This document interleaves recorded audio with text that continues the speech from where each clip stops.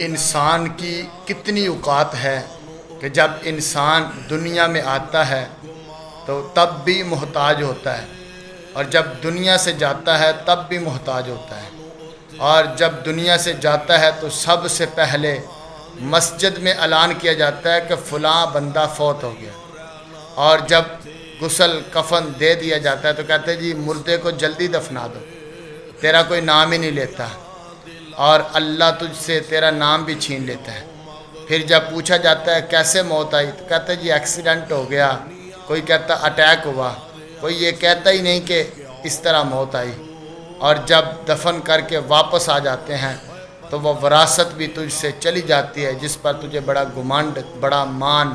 بڑا تکبر غرور ہوتا ہے۔ تو یہ دیکھیں تیرا جب نام تیرا